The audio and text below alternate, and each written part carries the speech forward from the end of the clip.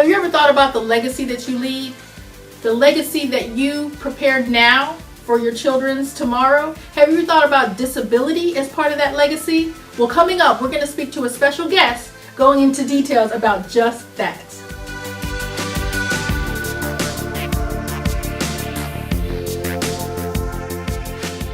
So do you think that you went into your collegiate profession because of your mom? Because that's a very human service area. You're talking social work and... Maybe unconsciously, because I always wanted to know how people think and why they think the way they think. Got it. And why they approach people the way they do. Okay. I know people can be cruel. Yeah. I know children can be cruel. Right. I don't know if you're old enough to remember a television show called Ironside. That was a police detective who was in a wheelchair. Okay. So sometimes my younger brother would come home and say, they called our mom Ironside. No. Because she was in a wheelchair.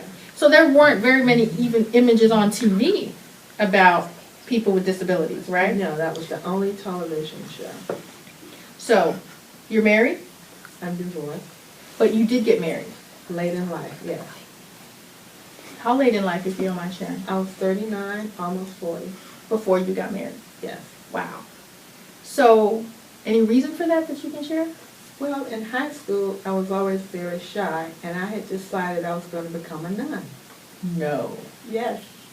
What changed your mind? This handsome guy? Well, I went to college, fell in love, got engaged, but that didn't work out. But then I said, oh, I don't think I want to stay a nun. Exactly. Things change when you go to college. Yes. Was your mom involved at that point, or was this before, after she passed away?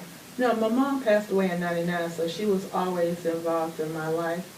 And we lived with her when I got married and when my daughter was born. So that's an interesting story because did your mom, your mom obviously worked full time? Yes, she did. And she chose to retire so she can raise her first and only grandbaby? Yes, she did. Okay. So you have an older brother and a younger brother, so you're kind of the meat in the middle of the sandwiches and your brother's kind of the bread on each side, right? Correct. Do you believe that your mom had a different relationship with your older brother because he's the only one who saw her upright? That may be, but I think it's what happened after she was stricken with polio. When she was stricken with polio, her older brother kept my older brother for 2 years.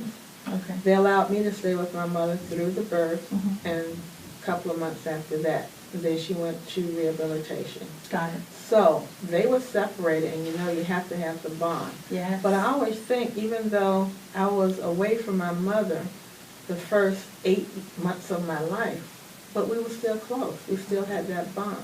Wow. So we were separated, but then my mother decided, I want my family back together. Wow. And so she brought us all back together, which included my father.